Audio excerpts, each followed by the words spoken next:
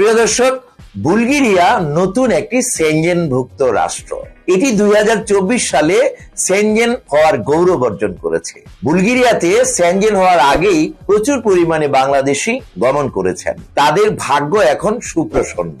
তারা এখন সেনজেনভুক্ত নাগরিক হিসাবে যে সকল সুবিধা উপভোগ করা যায়, তারা নন সেনজেনের সময় যারা পাড়ি জমিয়েছেন বর্তমানে সেনজেন হয়েছে, তারা একই সুবিধা ভোগ করতে পারবেন। অর্থাৎ যাদের বুলগেরিয়ার রেসিডেন্সি পারমিট রয়েছে, তারা 29টি সেনজেনের দেশে বিনা ভিসায় চলে যেতে পারবেন বা বেড়াতে যেতে পারবেন। এবং বুলগেরিয়া সেনজেন হওয়ার পর তাদের বেতন ক্রমের বিষয়টিও বৃদ্ধি পেয়েছে। আগে বেতন ছিল 50 থেকে 60,000 টাকা, এখন 80,000 থেকে 1 লক্ষ টাকা পর্যন্ত বুলগেরিয়াতে স্যালারি উন্নয়ন হয়েছে। যারা বুলগেরিয়া যাবেন, বুলগেরিয়াতে গেলে আপনি নিশ্চিত ভিসা লাভ করতে পারবেন। বুলগেরিয়ার ভিসাটি কিভাবে প্রসেসিং হয়? প্রথমত, আপনি সমস্ত কাগজপত্র আমাদের কাছে জমা প্রদান করলে আমরা আপনার পুলিশ ক্লিয়ারেন্সটি আগে ভাগে পাঠিয়ে দিব দিল্লিতে আমাদের বাংলাদেশের একটি দূতাবাস রয়েছে। সেই দূতাবাস থেকে আপনার পুলিশ ক্লিয়ারেন্সটি অ্যাটাস্টেড করতে হবে।